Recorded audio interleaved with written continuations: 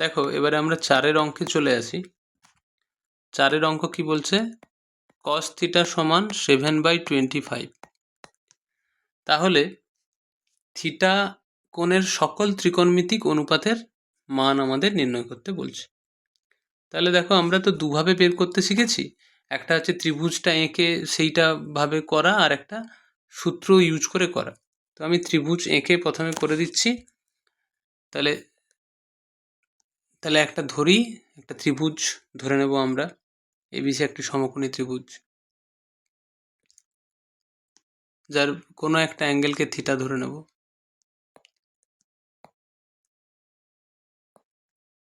ধরো আমরা C অ্যাঙ্গেলকে theta ধরছি, আর বি অ্যাঙ্গেলে 90 ডিগ্রি ধরছি। ঠিক আছে, এইবারে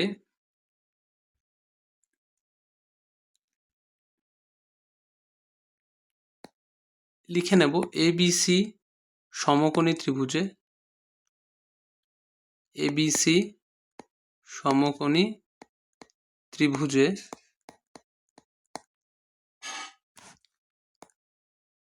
অ্যাঙ্গেল এবিসি সমান 90 ডিগ্রি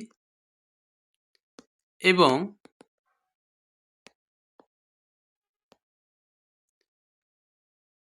অ্যাঙ্গেল বিসিএ সমান থিটা। এটা ধরে নিচ্ছি কিন্তু আমরা, ঠিক আছে। আচ্ছা, এবারে cos থিটা সমান কি হয় আমরা কি জানি? ভূমি বাই অতিভুজ, এটা জানি তো। বেশ, তাহলে এবারে আমরা ধরে নেব, কারণ আমরা কি জানি কোনো কিছুর অনুপাত থাকলে সেটাকে একটা কনস্ট্যান্ট দিয়ে তুলে নিতে পারি।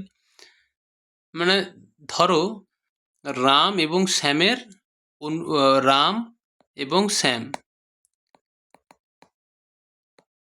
এদের ইনকামের অনুপাত হচ্ছে 3:2, বা বয়সের অনুপাত 3:2।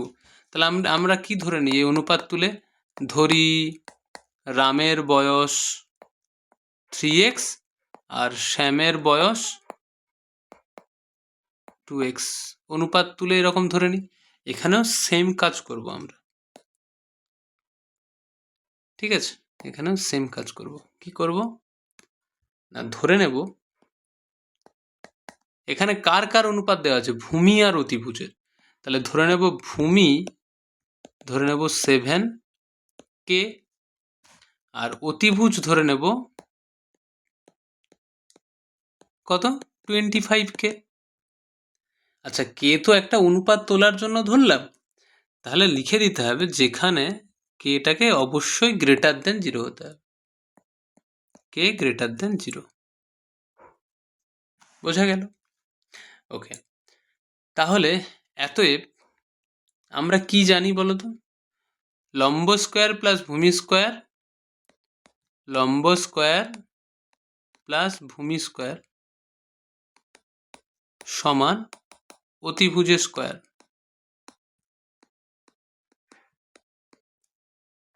এটা ইমপ্লাই করে লম্বর মান কত জানি না, তাহলে লম্ব স্কোয়ার প্লাস ভূমির মান কত? দেখো বলা আছে 7k, তাহলে 7k স্কোয়ার সমান অতিভুজের মান কত? 25k তার হোল স্কোয়ার। তাহলে এটা কি ইমপ্লাই করে? লম্ব স্কোয়ার সমান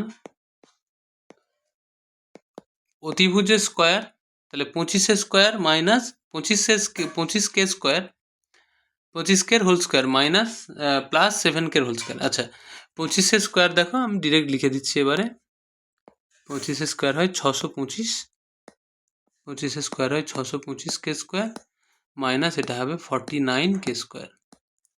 তাহলে 625 থেকে যদি আমি 49 বাদ দিই,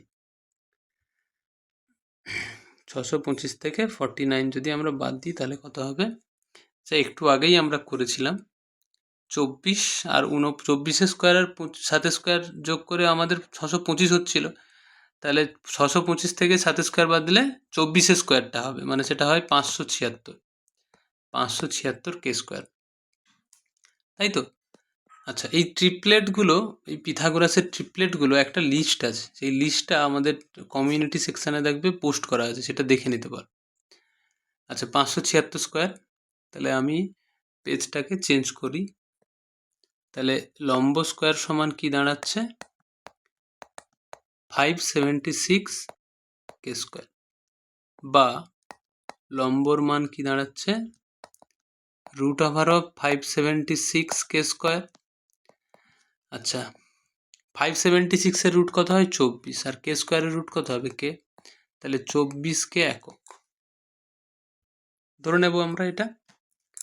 আচ্ছা আগেরগুলোতে সব একক দিয়েছি তো, ভূমি এটাকে একক ধরতে হবে, এত একক লিখতে হবে, অতিভুজও এত একক লিখতে হবে, ঠিক আছে? তাহলে আমরা পেলাম। ওকে, তো দেখো এবারে আমাদের কি কি বের করতে বলছে। তাহলে দেখো আমরা কিন্তু এই যে ত্রিভুজটা ধরেছিলাম, এই ত্রিভুজের সমস্তগুলো কিন্তু ভূমিটা কত ধরেছি? ভূমি ধরেছি এই সি এর অ্যাঙ্গেলের রেসপেক্টে, কিন্তু মানে এটাকে আমি থিটা বলছি, এটাকে থিটা বলছি। এই থিটা অ্যাঙ্গেলের রেসপেক্টে আমাদের আমাদের ভূমি কোনটা হচ্ছিল?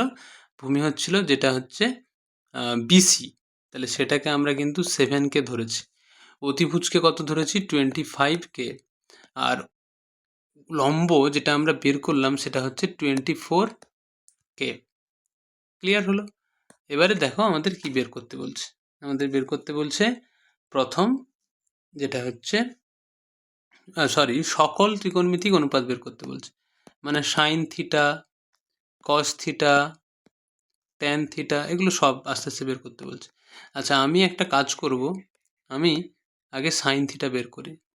সাইন থিটা কি হবে?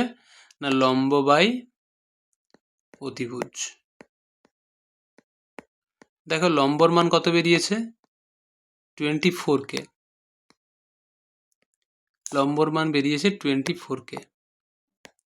তাহলে 24কে বাই অতিভুজ 25কে, তাহলে 24/25।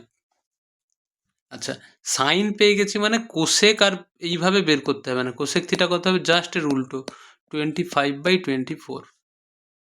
ক্লিয়ার হলো? আচ্ছা এবারে কস থিটা বের করি। সেক থিটা নিশ্চয়ই তার উল্টো হবে। কস থিটা কি হবে? কস থিটা হয় ভূমি বাই অতিভুজ। ভূমির মান কত হয়?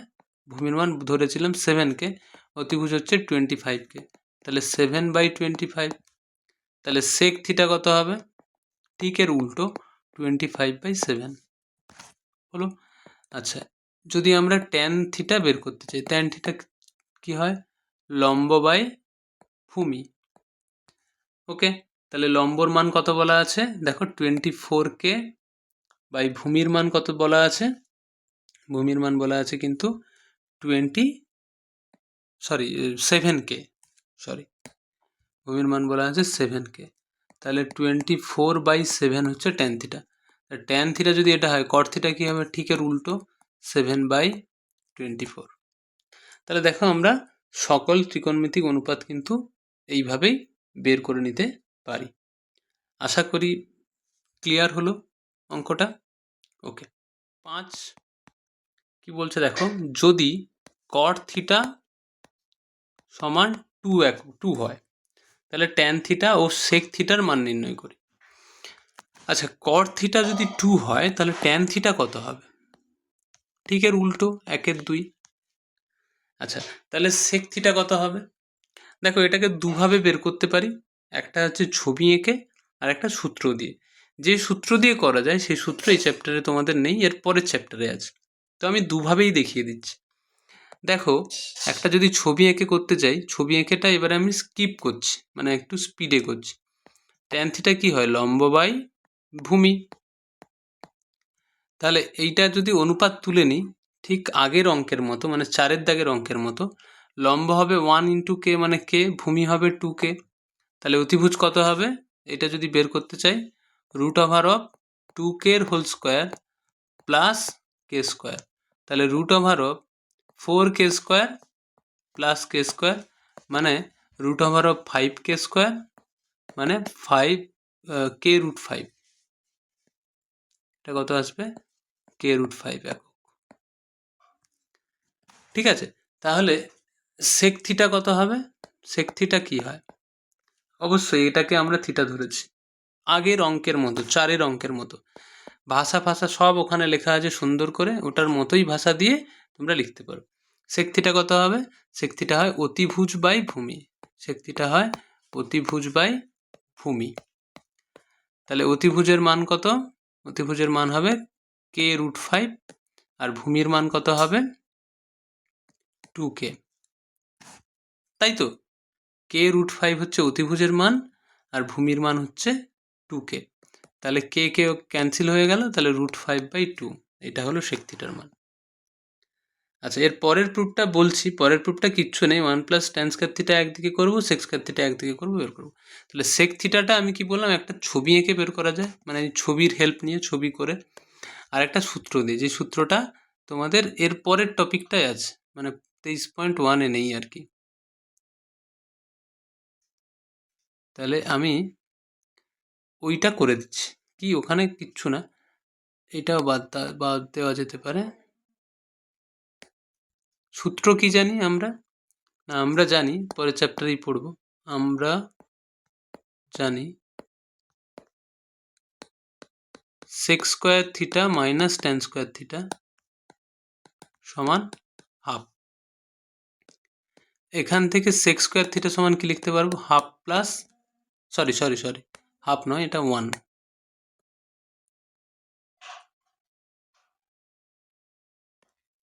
সেক square theta minus tan square theta হয় 1।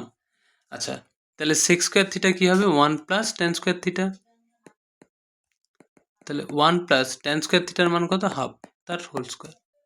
তাহলে 1 + হাফের স্কয়ার কত হবে? 1/4, মানে কত হবে? 4, 4 + 1 মানে 5/4। তাহলে সেক থিটা কত হবে? √5/4 মানে √5/2, এইটা সেক থিটার ভ্যালু। আচ্ছা, দেখো আগেরটাতেও তাই বেরিয়েছিল ছবি এঁকে, এটা ছবি না এঁকে সূত্র দিয়ে হয়ে গেল। ওই সূত্রটা আমরা পরে পড়ব। তো যেটা খুশি এবার তোমরা সেটা করতে পারো। ক্লিয়ার? আচ্ছা, এর একটা সেকেন্ড পার্ট আছে। সেকেন্ড পার্ট কি বলছে, যে দেখায় যে 1 + tan স্কয়ার থিটা সমান সেক স্কয়ার থিটা। মানে এই অঙ্কটা তোমরা কখন করতে পারবে, মানে যদি এই হেন্স না দেওয়া থাকতো। এবার যেহেতু এখানে এটার পরে এই জিনিসটা প্রুভ করতে বলছে, তো এটা ইউজ করে কিন্তু আমরা করতে পারি না এই অঙ্কটার জন্য। মানে যদি এর পরে এই প্রুফটা করতে বলা থাকে, তাহলে তো এই প্রুফ ইউজ করে কি করে করতে পারবো না। কিন্তু যদি এটা পরীক্ষায় থাকে, শুধু cot থিটা 2 দেওয়া আছে এবং tan থিটা sec থিটার মান বের করতে বলছে, তাহলে কিন্তু আমরা এটা দিয়ে ইউজ করে করতে পারি। আদারওয়াইজ কিন্তু এই এক্স্যাক্ট এই অঙ্কটা থাকলে কিন্তু আমাদের ফার্স্ট ওয়েটা দিয়ে sec থিটা বের করতে হবে। আশা করি বুঝতে পারলে। ওকে, তাহলে আমাদের sec থিটা কত পেলাম? sec থিটার মান √5/2 কিন্তু আমরা পেয়েছি। ক্লিয়ার হলো? আচ্ছা, আমরা কিন্তু sec থিটার মান এই অঙ্কের জন্য আগেরটা প্রেফার করব। এবারে কি বলছে? বাম পক্ষ সমান ডান পক্ষ দেখাতে হবে। যেই সূত্রটা ইউজ করে করলাম ওটাই প্রুভ করতে বলছে আর কি। তাহলে বাম পক্ষ সমান লিখি। বাম পক্ষে কি বলা আছে? 1 + tan square theta. 1 + tan square theta সমান কি? 1 + tan স্কয়ার থিটার মান কত? হাফ, তার হোল স্কয়ার। তাহলে 1 + 1/4, তাহলে এটা হয়ে যাবে 5/4। আর ডান পক্ষে কি আছে? ডান পক্ষ তো বুঝতেই পারছো, ডান পক্ষ হচ্ছে সেক স্কয়ার থিটা সমান কি? √5/2 এর হোল স্কয়ার। তাহলে √5 এর হোল স্কয়ার কত? 5, 2 এর স্কয়ার 4। তাহলে দেখো, অতএব বাম পক্ষ সমান ডান পক্ষ